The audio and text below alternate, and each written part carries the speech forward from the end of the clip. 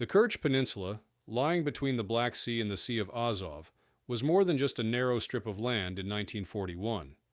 For both the Soviet Union and Nazi Germany, it represented a gateway. Whoever controlled Kerch also commanded access to the Caucasus, its oil reserves, and the maritime routes across the Black Sea. The peninsula was, geographically, a bridge. In strategic terms, it became a pivot on which the southern theater of the Second World War would turn. Its history of ancient settlements, fortifications, and trade routes only underscored why, in the 20th century, it once again became a battlefield of continental importance. The invasion of the Soviet Union under Operation Barbarossa in June 1941 created the preconditions for the battles that unfolded there. German Army Group South advanced rapidly across Ukraine, breaking through the frontier defenses and pushing the Red Army east. By the autumn of 1941, German forces were closing on the approaches to the Crimean Peninsula. The defense of this region, including Kerch, fell under the Soviet Crimean Front and the Black Sea Fleet, but both were already exhausted by months of retreat and losses. The German High Command, meanwhile, recognized Crimea's dual role as a base for air and naval operations against Soviet shipping in the Black Sea, and as a platform for the future drive into the Caucasus. In late September 1941, the German 11th Army under General Erich von Manstein was ordered to seize Crimea. This formation, numbering roughly 230,000 men, was composed of German divisions supported by Romanian units. It possessed more than 600 artillery pieces, over 100 tanks, and full Luftwaffe backing. The Soviets could deploy significant forces as well. The 51st Army defended the narrow Perekop, yet the imbalance of operational experience, coordination, and air superiority was decisive. In October, after heavy fighting, the Perekop defenses collapsed. By November, German troops had advanced deep into Crimea, threatening Sevastopol and forcing Soviet units to retreat eastward. Kerch became the final Soviet-held stronghold on the peninsula. The Soviet leadership in Moscow was alarmed by the speed of these developments. The fall of Kerch would mean that all of Crimea was lost, and with it, an exposed flank to the Caucasus. Oil fields in Baku and Grozny, vital to the Soviet war effort, would become vulnerable once German forces established a stable foothold. Stalin demanded immediate countermeasures. Reinforcements were ferried across the narrow Kerch Strait from the Taman Peninsula. The Black Sea Fleet, despite recent losses, was mobilized to support amphibious operations.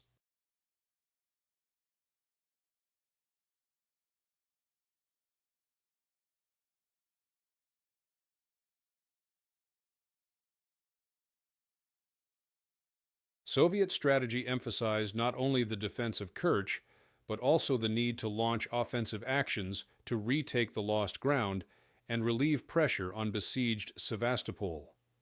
On the German side, the calculation was equally urgent. Manstein's 11th Army had stretched supply lines, limited mobility on poor Crimean roads, and Romanian units that required constant reinforcement. Yet, the German command saw no alternative. Crimea had to be secured. Air superiority provided by Luftwaffe formations based in Melitopol and Nikolaev allowed Germany to interdict Soviet movements across the Kerch Strait. The capture of Kerch would free German divisions for future operations against the Caucasus and would secure a base of operations across the Black Sea. Hitler himself emphasized Crimea's importance, declaring that its occupation was a prerequisite for the continuation of the southern offensive. By December 1941, conditions were set. The Soviet Union was not prepared to abandon Kerch. The Crimean Front was reorganized under General Dmitry Kozlov, who received direct orders from Stalin to hold the line and prepare for a winter counteroffensive. His forces were supplemented by reserves from the Transcaucasian Front, as well as naval infantry brigades trained for amphibious landings. Altogether, the Soviets concentrated nearly 250,000 soldiers, several hundred tanks, and a significant artillery park on the eastern Crimean front.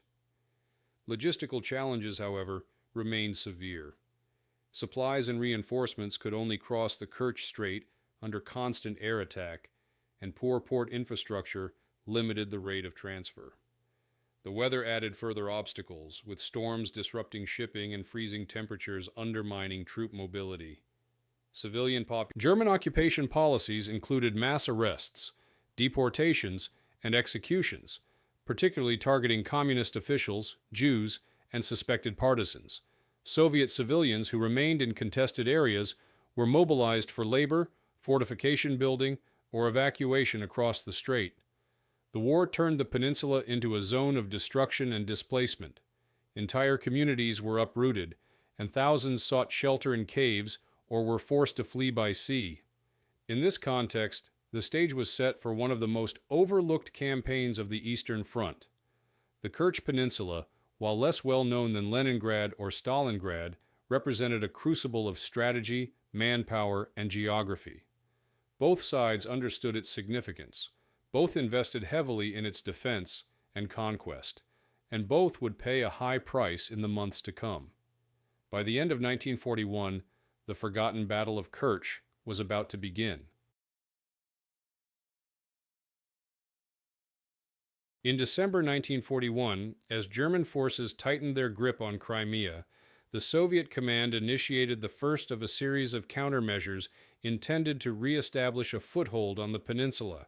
The opening phase of the Kerch operations began with amphibious landings across the strait. The Black Sea Fleet and the Azov flotilla were tasked with transporting men, weapons, and supplies under constant threat from German aircraft. The initial landings were launched near Kerch and Feodosia, aiming to surprise the overstretched German units that had advanced rapidly in the preceding months. Naval infantry brigades, reinforced by regular Red Army formations, formed the first wave of assaults. Despite inadequate training for large-scale amphibious operations, Soviet planners pushed forward under direct orders from Moscow. The landing at Kerch itself began in the final days of December 1941.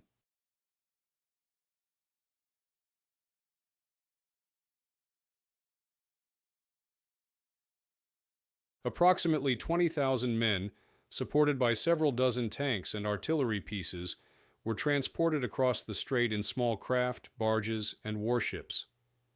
Weather conditions were harsh, with freezing winds and rough seas complicating navigation.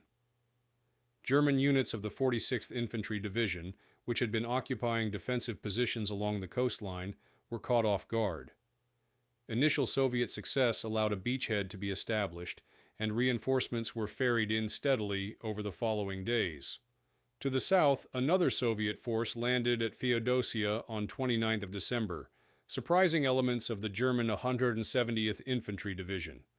The sudden amphibious assault forced German defenders into retreat, and by the start of January 1942, the Soviets had liberated Feodosia, creating a two-pronged threat to Manstein's positions in eastern Crimea. The German reaction was swift. Manstein redirected reserves to contain. Fliegerkorps Fate responded, dispatching over 600 aircraft to operate against Soviet shipping and beachheads. Soviet transports were heavily targeted in the strait, and many barges and ships were destroyed before they could return for further trips. Losses of equipment and personnel during the crossing grew steadily, but Soviet commanders pressed the offensive. By mid-January, Soviet troops controlled a corridor linking Kerch and Feodosia, and their numbers expanded to nearly 80,000 men. For the first time since the autumn of 1941, Red Army units had re-entered significant territory in Crimea. The Soviet High Command viewed the success as an opportunity to expand the operation. Stavka ordered the formation of the Crimean Front, with General Dmitry Kozlov assuming command. His mission was not limited to securing the eastern tip of the peninsula.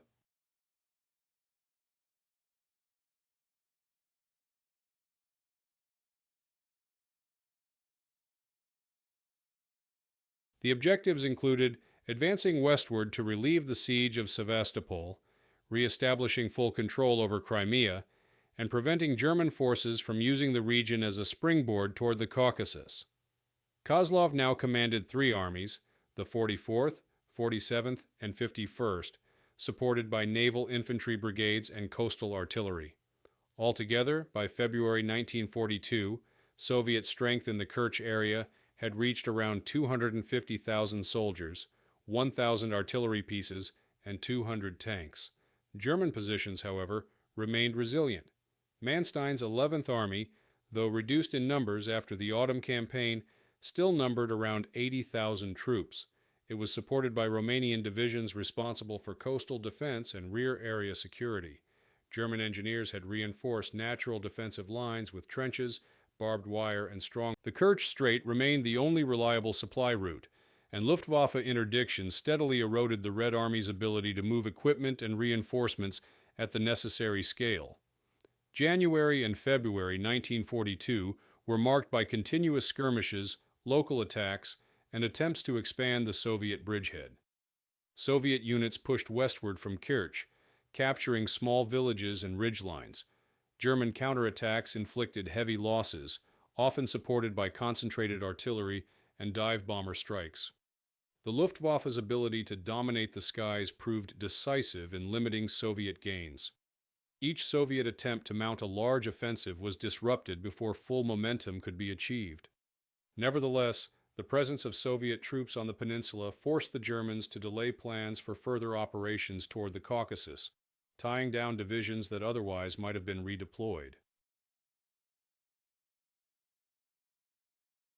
For civilians, the opening phase brought a brief respite in areas temporarily liberated by the Soviets.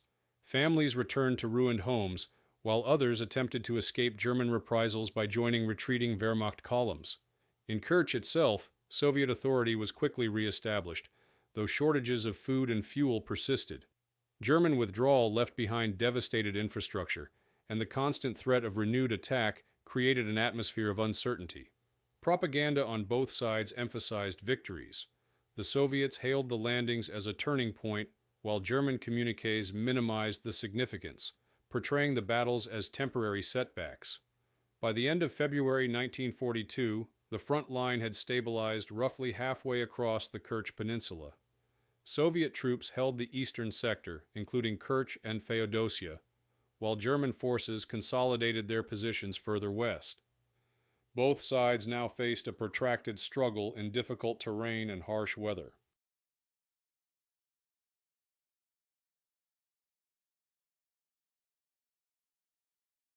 The initial Soviet success in landing and establishing a bridgehead had altered the balance in Crimea, but whether it could be sustained remained an open question. The opening phase of the battle had concluded, with neither side able to secure decisive advantage, setting the stage for the strategic planning and massive confrontations that would follow. In March 1942, the Kerch Peninsula became the center of strategic calculations for both Soviet and German high commands. The Soviet Union had achieved an important success by re-establishing a foothold in Crimea, but this victory immediately created new challenges. With nearly 250,000 men deployed on the peninsula, the Crimean Front under General Dmitry Kozlov faced the urgent problem of sustaining and expanding operations in a region that was geographically isolated and exposed to constant German pressure.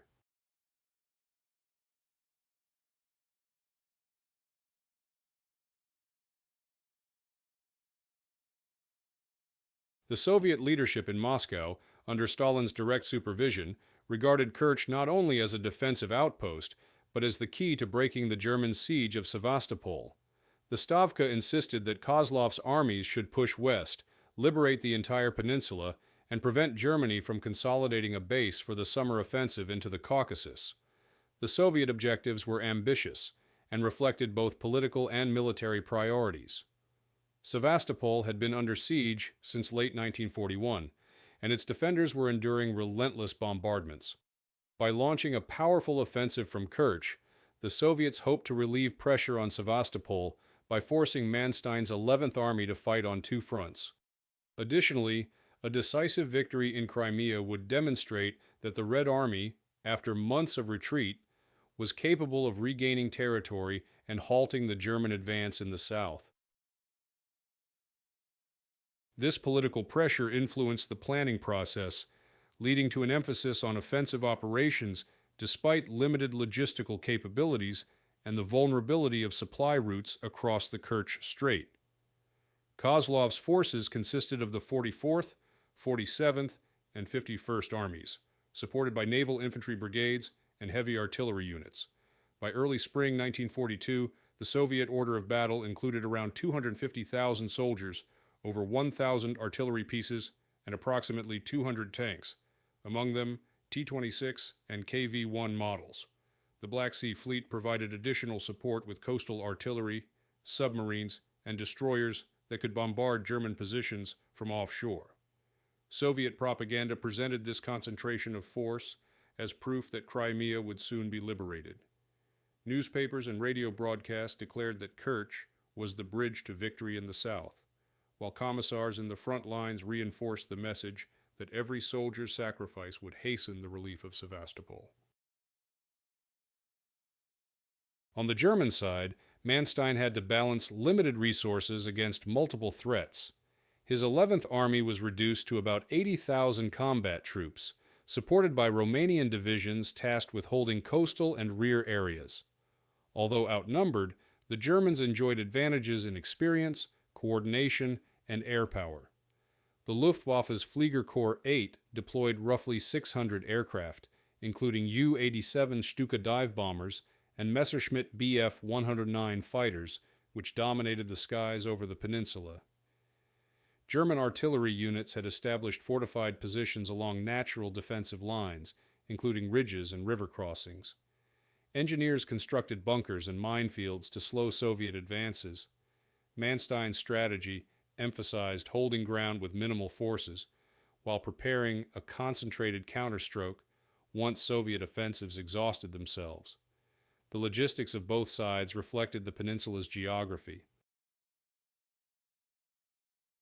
For the Soviets, every ton of supplies had to cross the Kerch Strait by ferry, barge, or small craft. German air superiority turned this lifeline into a deadly bottleneck. Soviet transport vessels suffered heavy losses, and constant shortages of fuel, ammunition, and food plagued the frontline units. Meanwhile, German supply lines were also stretched, relying on railheads far to the west and roads that became impassable in spring mud. Yet the Germans benefited from interior lines and the ability to move reserves rapidly between threatened sectors. As spring approached, Kozlov prepared a large-scale offensive designed to break through German lines. Plans called for a coordinated attack by all three armies, supported by massed artillery barrages and tank assaults. The aim was to drive westward toward the Parpach Narrows, a narrow strip of land controlling access to the rest of Crimea.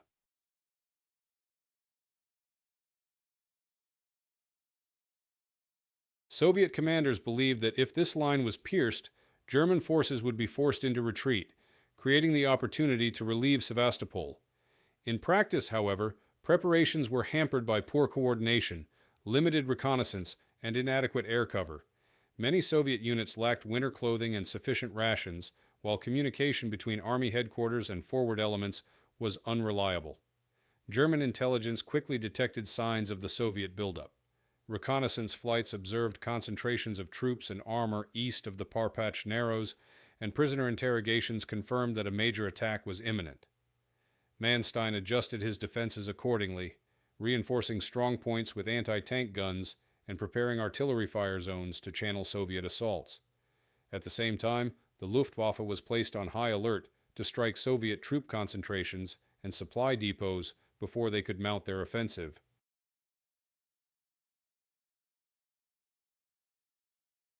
In February and March 1942, several Soviet probing attacks tested German lines.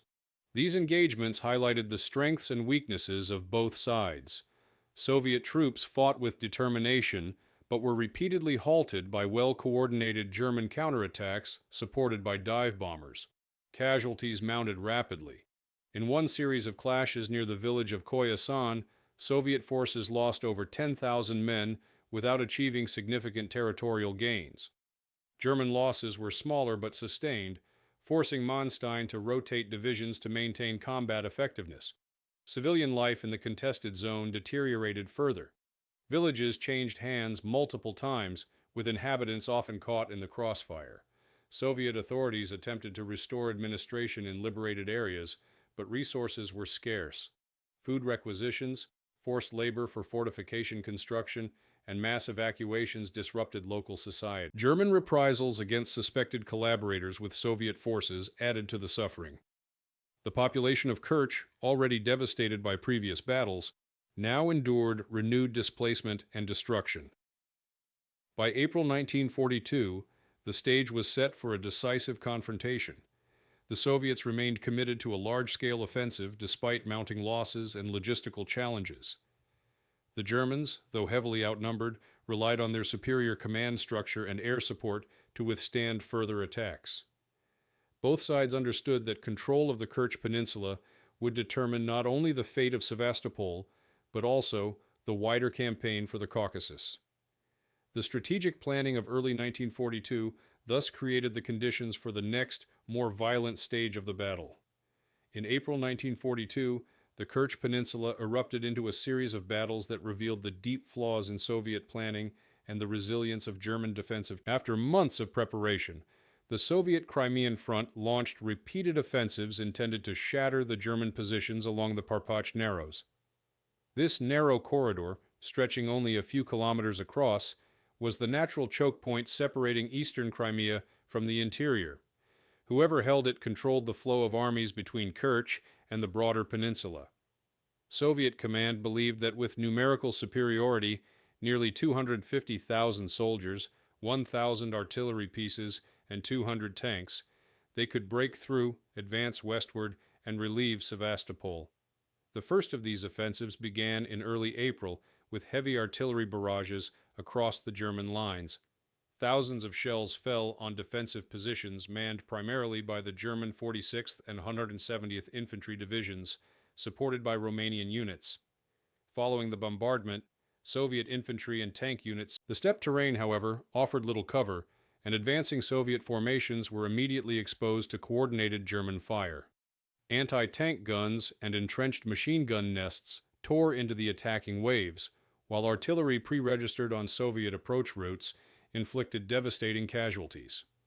The Luftwaffe played a central role in halting these offensives. Fliegerkorps 8 deployed Stuka dive bombers in concentrated formations, striking Soviet armor and artillery concentrations with precision.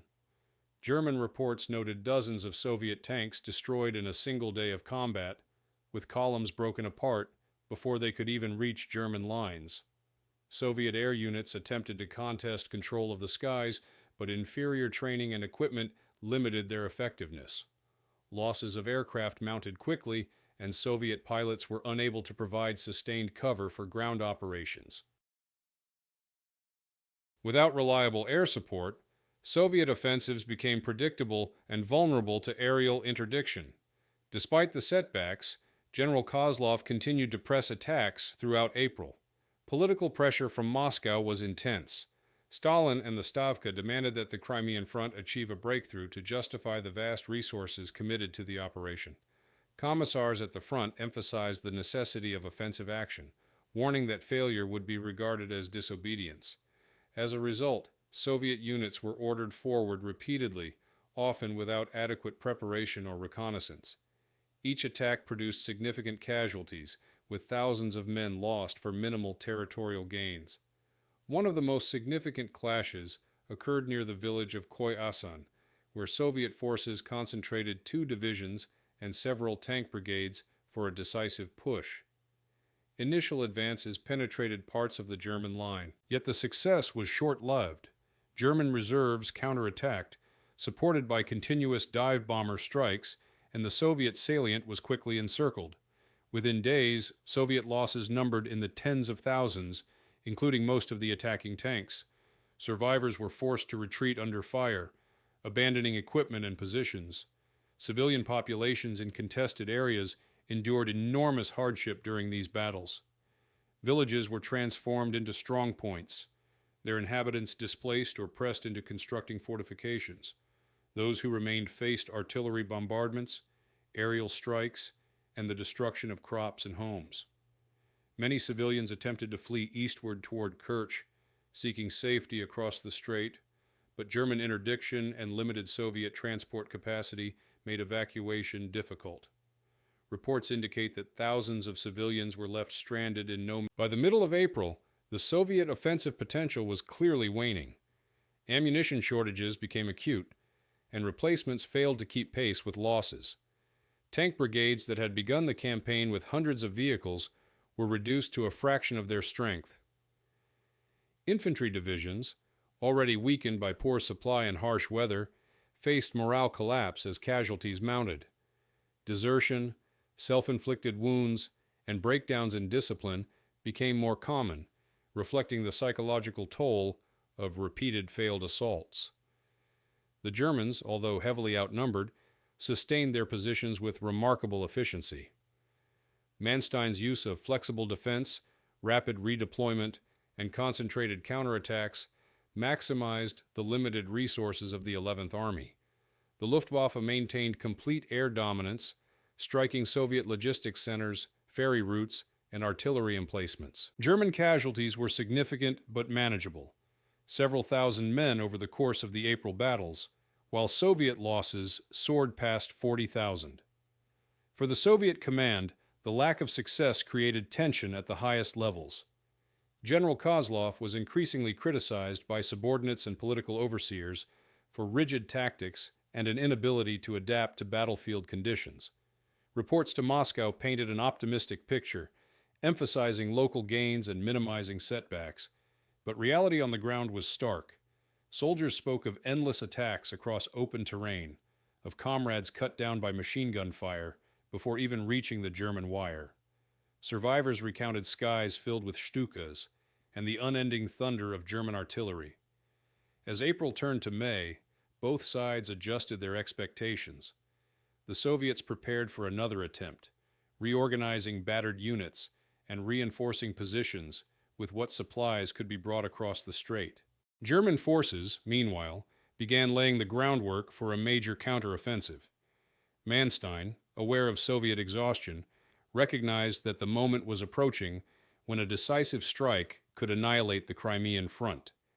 Preparations for this operation, codenamed Trappenjagd, Bustard Hunt, quietly accelerated, even as Soviet commanders prepared for yet another push westward.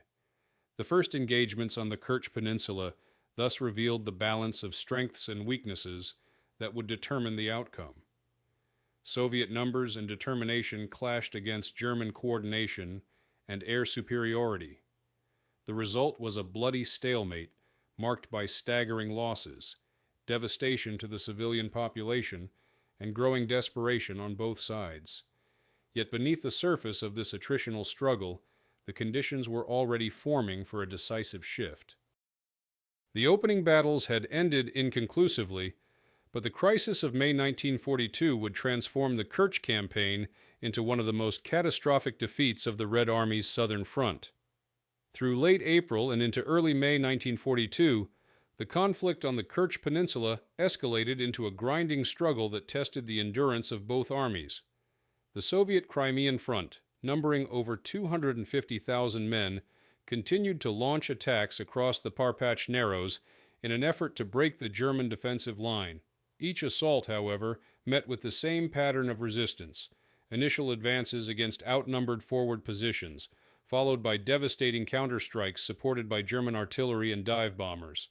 The repeated failures drained Soviet manpower and morale while exposing the fragility of their logistical lifeline across the Kerch Strait. The terrain itself compounded Soviet difficulties.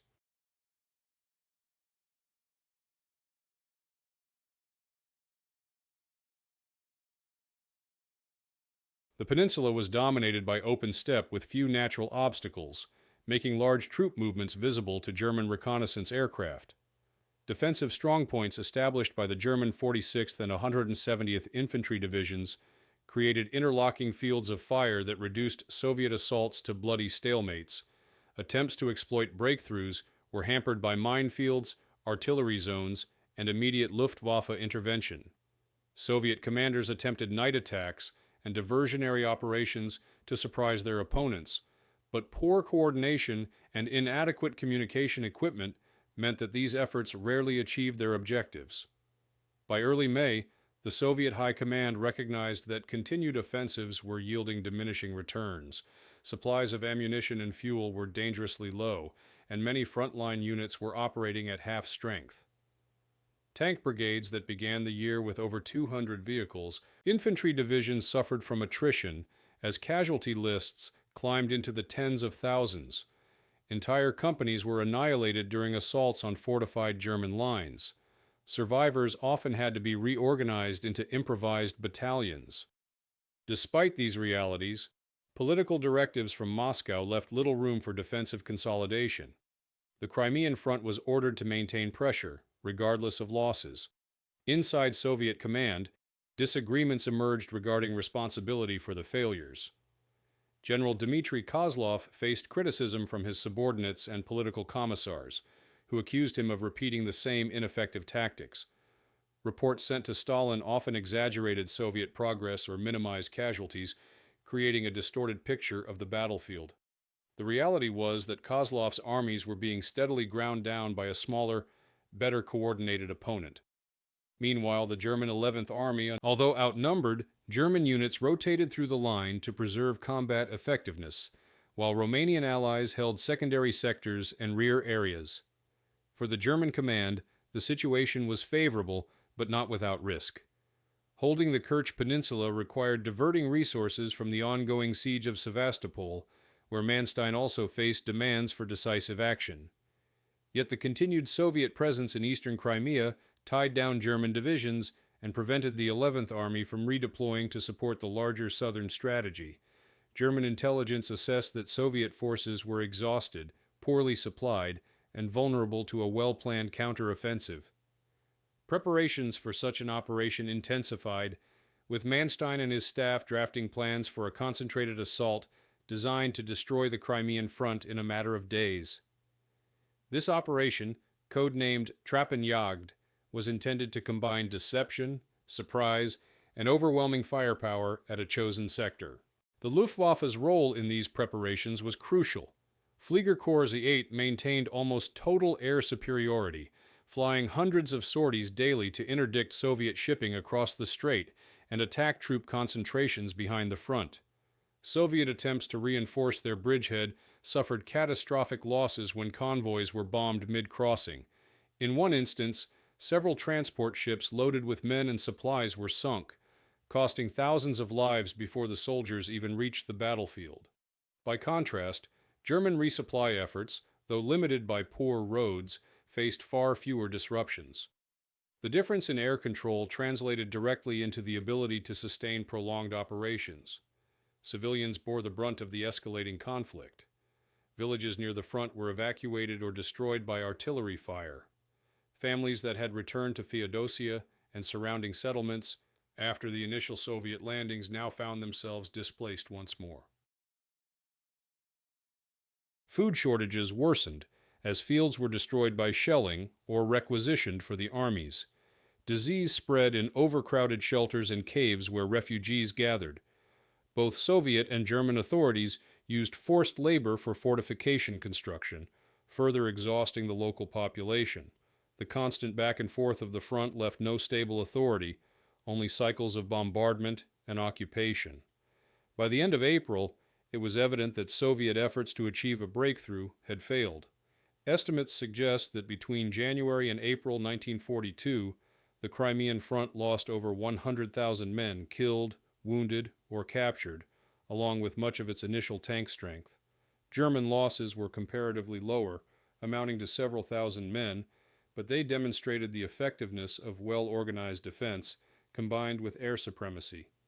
The imbalance in casualties foreshadowed the catastrophic events that were about to unfold. For the soldiers on both sides, morale reflected the larger strategic picture. Soviet troops endured repeated failed attacks, dwindling rations, and the psychological strain of constant aerial bombardment. Commissars attempted to maintain discipline by emphasizing the importance of Kerch as the gateway to victory, but many soldiers recognized the futility of their situation. German troops, although under strain from continuous Soviet pressure, drew confidence from their ability to hold ground against superior numbers. Letters home described the battles as difficult, but ultimately manageable, especially with the constant presence of the Luftwaffe overhead. As May began, the Soviet command prepared for yet another offensive, Unaware that the Germans were finalizing their own plans, Manstein's 11th Army, reinforced with additional artillery and assured of strong Luftwaffe support, was poised to strike. The crisis on the Kerch Peninsula was approaching its decisive phase, and within days, the balance of the campaign would shift irreversibly. On 8th of May 1942, the long struggle for the Kerch Peninsula reached its climax with the launch of Operation Trappenjagd, Bustard Hunt. The German 11th Army, under General Erich von Manstein, initiated a concentrated assault against the Soviet Crimean front. After months of attritional fighting, both sides were exhausted, but the Germans had carefully prepared a decisive blow. Their strategy relied on surprise, concentrated firepower, and the complete domination of the air by the Luftwaffe. For the Soviets, who still held a numerical advantage on paper, around 250,000 soldiers, more than 1,000 artillery pieces, and about 200 tanks, the German plan focused on the southern sector of the Soviet front, near the Parpach Narrows. Here, the Red Army had deployed the 44th Army, which occupied exposed positions with limited natural protection. Manstein massed artillery and assault troops opposite this sector while feigning preparations for an attack elsewhere.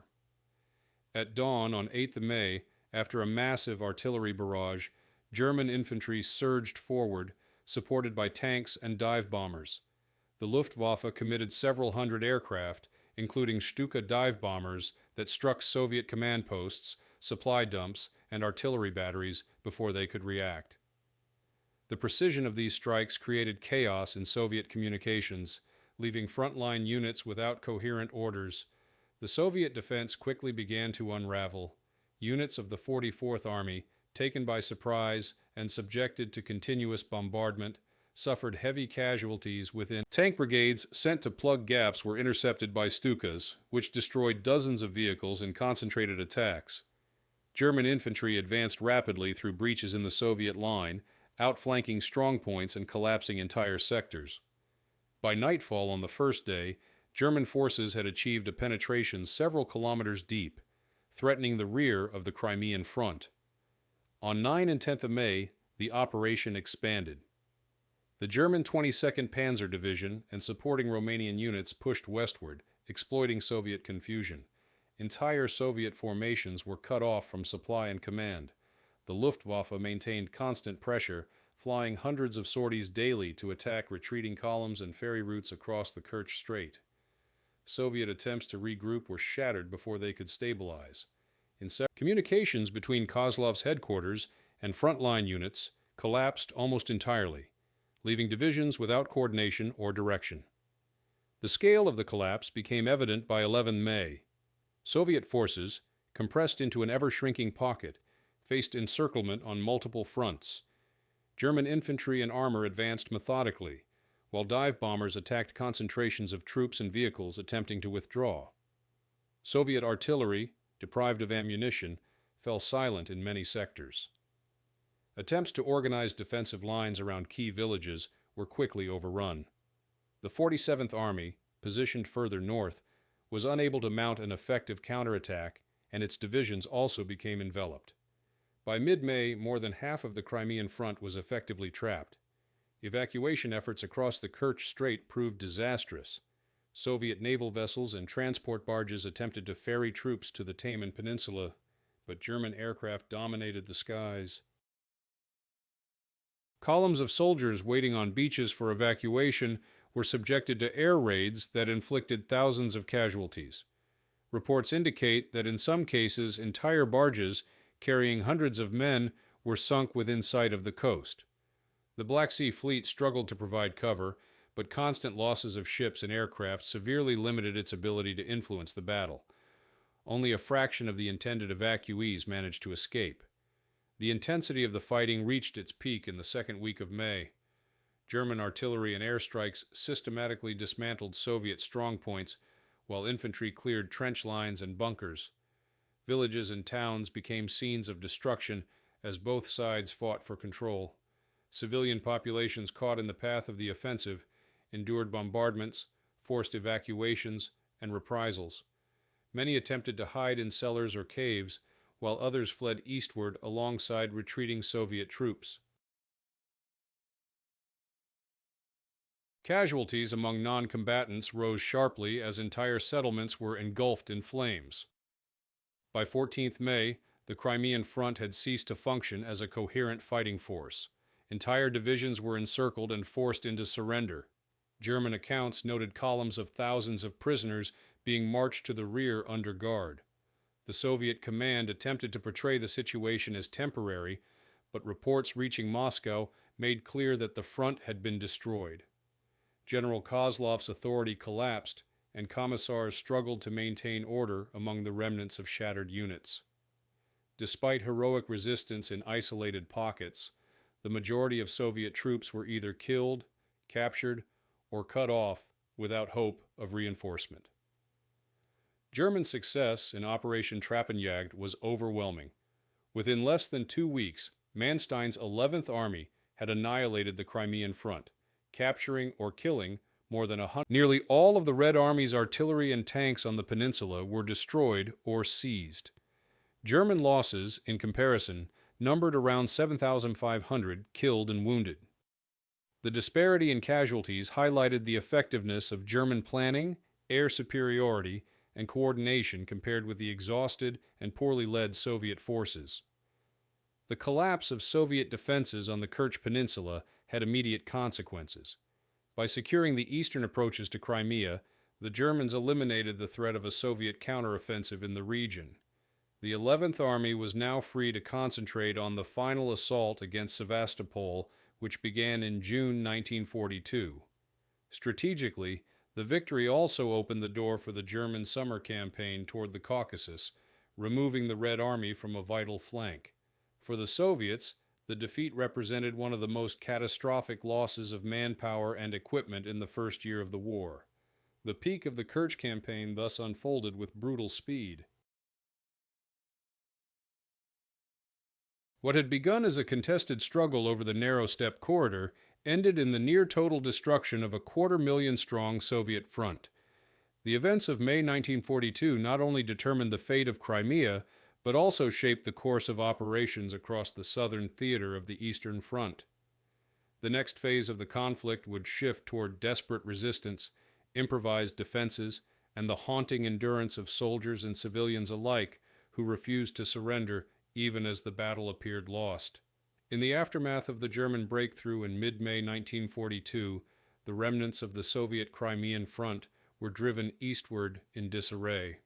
Thousands of soldiers attempted to retreat toward Kerch, hoping to cross the strait to the relative safety of the Taman Peninsula. German and Romanian troops advanced rapidly behind them, supported by relentless aerial bombardment. Roads became clogged with columns of exhausted men, broken vehicles, and refugee families. German artillery shelled choke points, while Stuka dive bombers struck ferries and piers, turning evacuation sites into killing grounds. For most of the Soviet soldiers left behind, survival meant improvisation, seeking cover in ruins, hiding in caves, or joining irregular resistance groups rather than surrendering. One of the most remarkable episodes of this period was the defense of the Adjimushkai quarry system near Kerch. In the chaos of the retreat, around 13,000 Soviet soldiers, along with several thousand civilians, withdrew into the labyrinth of limestone catacombs beneath the town. The underground tunnels, originally stone quarries, provided a defensible refuge where improvised fortifications could be established. Supplies were scarce from the beginning. Food and water were limited to what could be scavenged from abandoned depots or drawn from underground wells. Yet despite the lack of commanders divided sectors of the tunnels, set up kitchens and medical stations, and maintained contact with outside Soviet forces through sporadic couriers and radio messages. German forces soon recognized the significance of the catacombs. The quarries served as a base for Soviet raids, which targeted German patrols, fuel depots, and communications lines. Manstein's staff ordered a systematic campaign to neutralize the defenders. German troops sealed entrances with explosives, constructed barricades, and pumped smoke and gas into ventilation shafts. Heavy artillery and aerial bombardments attempted to collapse sections of the tunnels. Despite these measures, resistance continued. For months, Soviet soldiers and civilians endured starvation, thirst, and disease while conducting sporadic counterattacks from underground exits.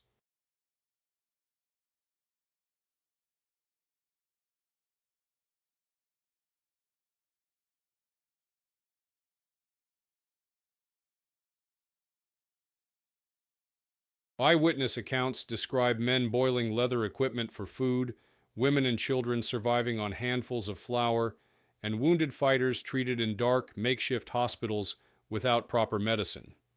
Beyond Ajimushkai, other isolated groups of Soviet soldiers attempted to hold defensive positions in villages, hills, and coastlines. Some established partisan detachments in the steppe or in caves along the coastline.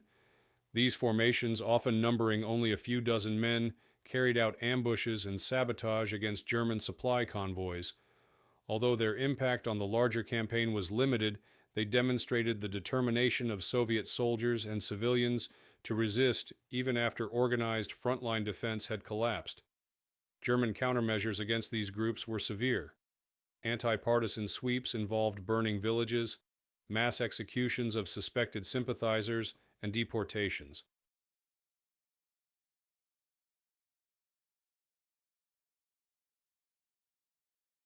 The civilian population of Kerch, already devastated by months of fighting, endured further atrocities during the occupation. For those trapped on the peninsula, adaptation was essential. Improvised weapons were fashioned from captured German equipment. Caches of ammunition hidden in caves or buried in fields became lifelines. Medical care relied on herbal remedies and rudimentary surgery performed by untrained volunteers. Families divided roles, men joined raiding parties, women maintained shelters, and children served as lookouts or couriers. Despite these efforts, the toll was relentless. Hunger and thirst were the greatest enemies. In Ajimushkai, thousands perished from dehydration when German forces sealed water wells. Others succumbed to disease spread in overcrowded underground chambers. By the autumn of 1942, meanwhile, the German Occupation Administration began consolidating its control over Kerch. Military authorities oversaw fortification of the coastline against potential Soviet landings. Ports and airfields were repaired and expanded for use in operations across the Black Sea. German engineers constructed additional defenses along the Kerch Strait, anticipating further Soviet attempts to re-establish a bridgehead. The Romanian army played a significant role in garrison duties, freeing German divisions for the continued siege of Sevastopol. Occupation policies targeted the remaining civilian population with forced labor and systematic persecution. Thousands of residents were deported to labor camps in mainland Europe, while others were executed as part of anti-partisan reprisals. Despite these hardships, resistance did not end.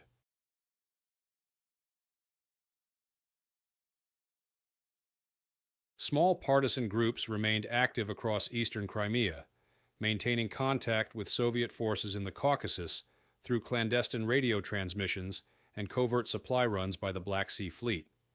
These groups provided valuable intelligence on German troop movements, minefield layouts, and coastal defenses. Soviet High Command, however, lacked the resources to mount immediate large-scale operations to retake Kerch. Instead, the peninsula became a symbol of sacrifice, where scattered survivors continued to resist occupation against impossible odds. The psychological burden on both sides was profound. German soldiers described the fighting in Kerch as among the most grueling of the Eastern Front, noting the persistence of Soviet defenders even when surrounded and cut off from all supply. For Soviet troops, the experience of isolation, hunger, and hopeless odds etched itself into memory.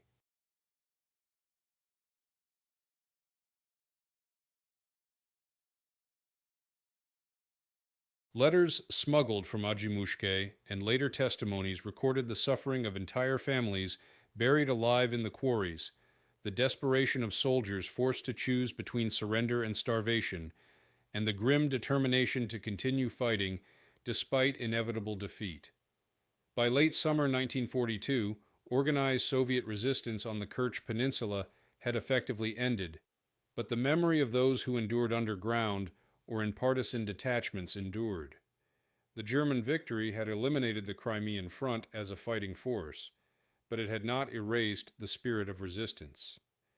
The adaptation of Soviet soldiers and civilians under impossible conditions would become one of the defining legacies of the campaign, a testament to the resilience of human survival in the face of overwhelming destruction. By the closing days of May 1942, the decisive turning point of the Kerch campaign, Operation Trappenjagd had unfolded with remarkable speed, reducing the Soviet Crimean Front from a force of nearly 250,000 men into fragmented remnants struggling for survival. German forces, spearheaded by the 22nd Panzer Division and multiple infantry corps, exploited every breach in the Soviet line, encircling entire formations and pressing them eastward toward the Kerch Strait. The Soviet command under General Dmitry Kozlov attempted to stabilize the situation by ordering counterattacks, but the orders reached units that were already in disarray or destroyed.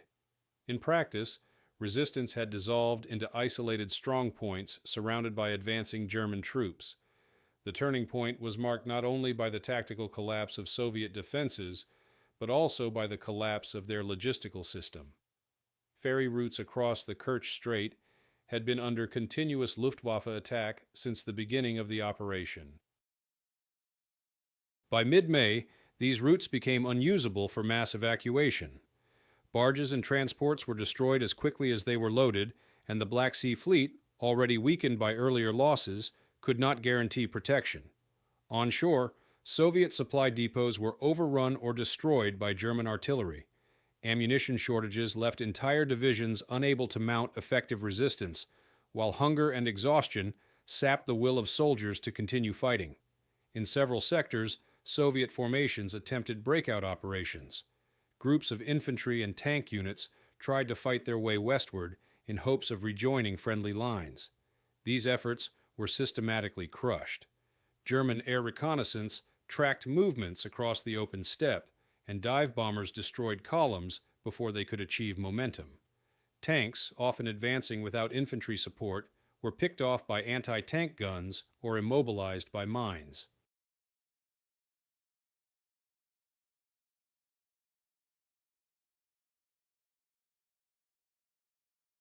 Soldiers who managed to penetrate German lines found themselves cut off once again, isolated and hunted by mobile infantry detachments. The fragmentation of the Soviet defense accelerated the overall collapse. On 15th of May, German forces captured vast numbers of prisoners as encircled Soviet divisions surrendered. Accounts describe columns of thousands of men, unarmed and exhausted, marched under guard toward collection points. Many surrendered without firing their last rounds, convinced that further resistance was futile. Others continued to fight in pockets around villages, but these were overwhelmed within days. The German tally by the end of the operation recorded over 160,000 prisoners of war, in addition to tens of thousands killed or wounded. Virtually the entire Soviet Crimean Front had ceased to exist as a coherent formation. The fall of Kerch itself marked the symbolic end of the campaign.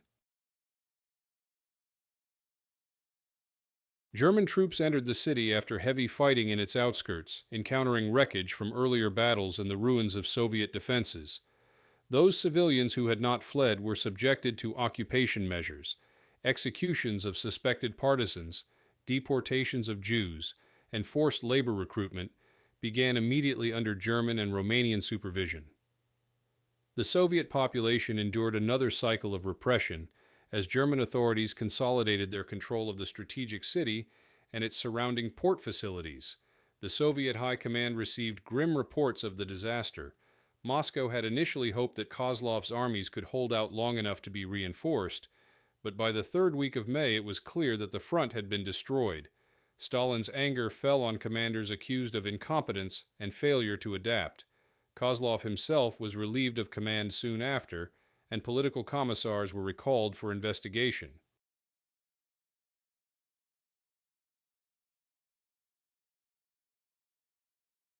The Red Army began reassessing its tactics in the southern theater, recognizing that rigid frontal assaults had repeatedly led to catastrophic losses when facing entrenched German defenses supported by air superiority. For Germany, the turning point at Kerch had profound operational consequences. Manstein's 11th Army, having eliminated the Soviet bridgehead, was now free to concentrate entirely on the siege of Sevastopol. The removal of the eastern threat allowed him to redeploy divisions, artillery, and aircraft for the June offensive against the fortress city. Strategically, the destruction of the Crimean front opened the southern flank for the upcoming German summer campaign, Case Blue, which aimed at capturing the Caucasus oil fields. The Kerch victory, families separated during evacuations often never reunited. Thousands of civilians attempting to cross the Kerch Strait perished in air raids on transport vessels. Others were trapped in the city or surrounding countryside during the German advance. For those who sought refuge in the Adjamushkai quarries, survival became a matter of endurance against hunger, thirst, and constant bombardment. These underground defenders continued to resist even as the main Soviet armies disintegrated, a symbol of defiance amidst collapse. The turning point on the Kerch Peninsula thus represented more than a battlefield defeat. It exposed the vulnerabilities of Soviet command and control, highlighted the decisive role of air supremacy, and illustrated the consequences of overextending armies without secure supply lines. The annihilation of the Crimean front shifted the balance of power in the region decisively toward Germany. Yet it also demonstrated the extraordinary costs of the campaign: tens of thousands dead, hundreds of thousands captured, and an entire region subjected to devastation. For the Soviet Union, Kerch became another tragic lesson in a series of disasters that marked the first year of the war, shaping the adjustments that would eventually contribute to later resilience. The collapse of the Crimean front in May 1942 left the Kerch Peninsula firmly in German hands, and the aftermath of the battle was catastrophic for the Red Army, the civilian population, and the wider strategic balance in the south. The Soviet losses were unprecedented in scale. More than 170,000 men were killed, captured, or missing, while almost all of the 1,000 artillery pieces and 200 tanks deployed on the peninsula were destroyed or seized. Vast quantities of ammunition, food, and vehicles were abandoned in the retreat. The destruction of the Crimean front was not only a human tragedy, but also a material one, eliminating the Soviet capacity to mount further large-scale operations in eastern Crimea during 1942. German casualties, though not negligible, were far lighter. Estimates placed German and Romanian losses during Operation Trappenjagd at approximately 7,500 killed and wounded. The disparity underscored the effectiveness of the German operational plan, the concentration of artillery, and the overwhelming role of the Luftwaffe in suppressing Soviet movements. For the 11th Army, the victory secured not only the Kerch Peninsula, but also its freedom to focus entirely on the siege of Sevastopol. Within weeks, Manstein was able to redeploy artillery, armor, and infantry to prepare for the June assault on the fortress city, which would fall after one of the most intense battles of the Eastern Front. For the civilian population of Kerch, the aftermath was marked by repression and devastation. The German occupation authorities, supported by Romanian units, imposed strict control over the region. Jewish residents were subjected to systematic deportations and executions, often carried out by Einsatzgruppen units in cooperation with local collaborators. Entire families disappeared in mass shootings or were transported to camps. Civilians suspected of aiding Soviet partisans faced immediate reprisal. In villages near the front, men were executed, while women and children were driven from their homes or forced into labor detachments to repair roads, construct defenses, or work in German supply depots. The infrastructure of the peninsula suffered heavily. Bridges, factories, and port facilities in Kerch and Feodosia lay in ruins after months of shelling and bombardment. Agricultural production collapsed as fields were scorched, livestock requisitioned, and villages destroyed. Hunger became widespread, with food supply. For many residents, survival depended on barter, scavenging, or clandestine aid from partisan networks. Epidemics of typhus and dysentery spread in overcrowded shelters. The destruction of housing left thousands without shelter as they endured both occupation policies and the lingering effects of the battle. The Soviet command struggled to make sense of the defeat.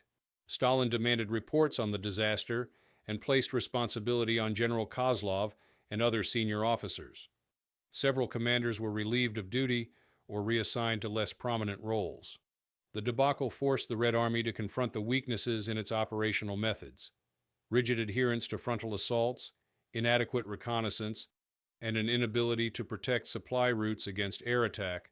Although the lessons were costly, they influenced later Soviet planning, encouraging the development of deeper defensive echelons, improved coordination with air forces, and more flexible operational doctrine. On the German side, the success reinforced confidence in Manstein's leadership and the capabilities of the 11th Army. Hitler hailed the victory as proof that well-led and disciplined German forces could overcome vastly superior numbers. The elimination of the Crimean Front also provided a propaganda boost, with German newsreels and newspapers showcasing columns of Soviet prisoners and destroyed tanks. Yet the victory carried a hidden cost. By concentrating so many resources on the destruction of the Soviet forces in Kerch and later on Sevastopol, the 11th Army was not available for the larger summer offensive, Case Blue, until after the Sevastopol campaign concluded.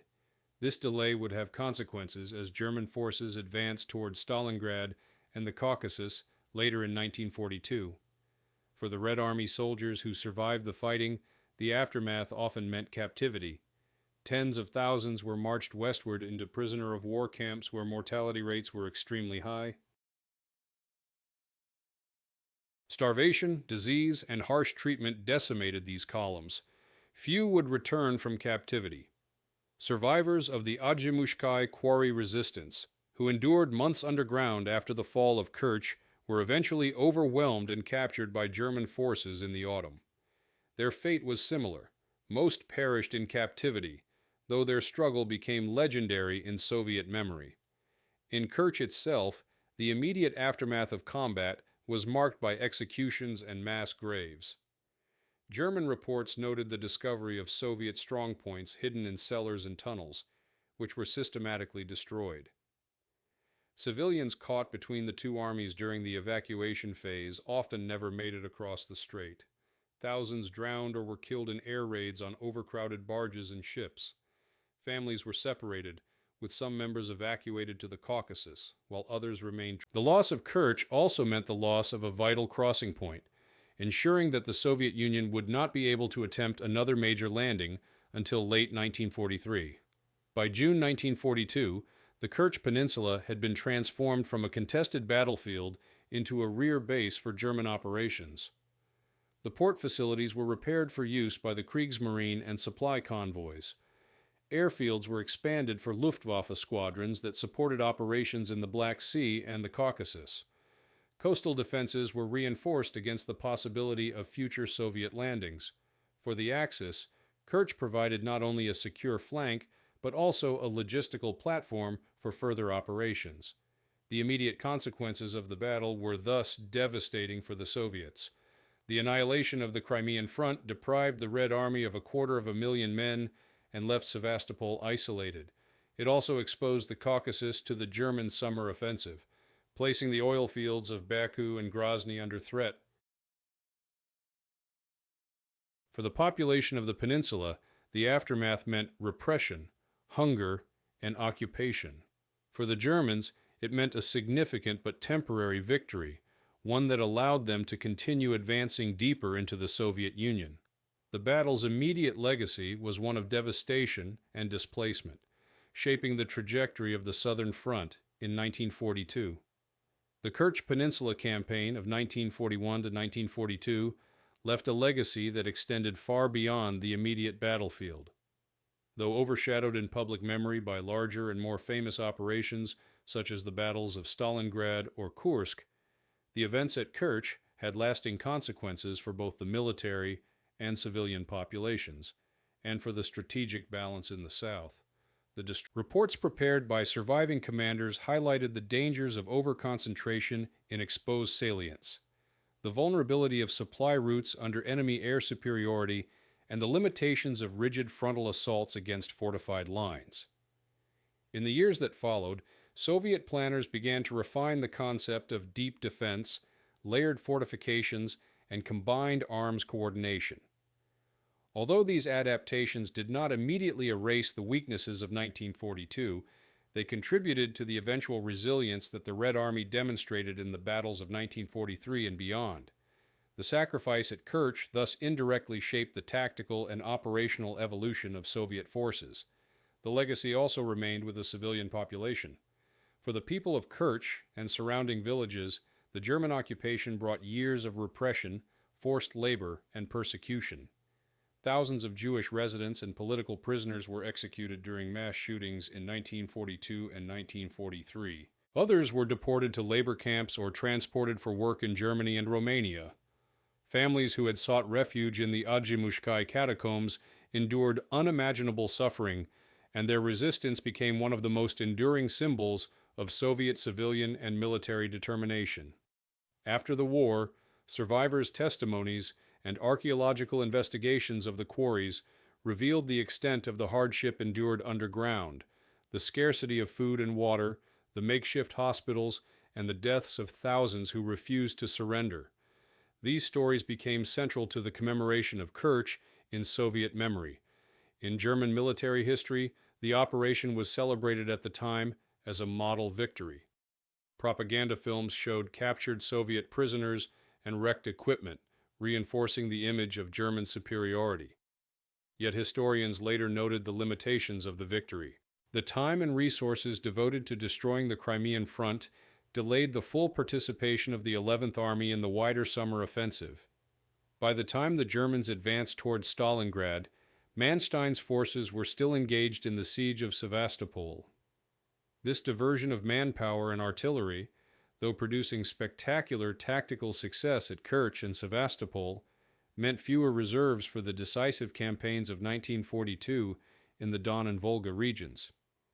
The victory at Kerch, therefore, contained within it a hidden cost for the German war effort. Post-war memory of the Kerch battles was shaped differently in the Soviet Union and in the West. Soviet historians emphasized the heroism of the defenders, particularly those who resisted in the Adjimushkai quarries, while acknowledging the heavy losses of the Crimean front. Official narratives presented the battle as one of the darkest but most inspiring chapters of the war, highlighting sacrifice rather than failure. Monuments were erected in Kerch, including memorials at the quarry sites, where annual ceremonies honored those who died underground. Streets and schools were named after the defenders, ensuring that their struggle was remembered as part of the larger story of the Great Patriotic War. Western scholarship, particularly after the opening of archives in the late 20th century, placed greater emphasis on the operational and strategic context. Analysts examined how the Soviet command structure and political oversight contributed to the disaster, and how the German use of air power and deception shaped the outcome. Comparisons with other Soviet defeats of 1941-1942, such as Vyazma, Kharkov, and the Crimea, highlighted Kerch as part of a broader pattern of early war setbacks. Yet Kerch also stood out for the sheer scale of loss concentrated in such a short time. In less than 2 weeks, one of the largest Soviet field armies was effectively annihilated. The legacy of Kerch also endured in the landscape itself. The ruins of fortifications, destroyed villages, and mass graves scattered across the peninsula testified to the intensity of the fighting. After liberation in 1944, Soviet authorities preserved several of these sites as war memorials. The Adjimushkai quarries became a national shrine, with museums and exhibitions dedicated to the memory of the defenders. Oral histories from survivors, both military and civilian, were collected to ensure that the experiences of those months were not forgotten. For the local population, the battle became a defining element of regional identity, a reminder of both suffering and resilience. In the broader narrative of the Second World War, the Kerch campaign demonstrated how geography, logistics, and air superiority could shape the fate of armies. The narrow peninsula, acting as a gateway between Crimea and the Caucasus, forced both sides into repeated clashes. For the Soviets, it was a costly reminder of their vulnerability during the war's early years. For the Germans, it was a victory that temporarily secured the southern flank, but did not change the ultimate course of the conflict. Strategically significant, but often overshadowed, the battle for Kerch remains one of the forgotten struggles of the Eastern Front, a campaign that claimed hundreds of thousands of lives, devastated a region, and left behind a legacy of sacrifice, lessons, and remembrance. For the Soviet Union, the loss was devastating not only in manpower, but in strategic opportunity. The annihilation of nearly 250,000 troops deprived the Red Army of the ability to contest German dominance in Crimea for over a year. Sevastopol, already under siege since the autumn of 1941, was left without the prospect of relief and would fall to Manstein's 11th Army in July 1942. The collapse of the Crimean Front also cleared the way for the German summer offensive, Case Blue. With the Kerch Peninsula secured, German planners could advance with confidence toward the Caucasus, directing their armies toward Rostov, the Don, and the oil-rich regions of the south. The threat from the east of Crimea had been removed, giving the Wehrmacht a secure flank as it pressed deeper into Soviet territory. For Soviet military doctrine, the Kerch disaster served as a lesson that influenced later campaigns.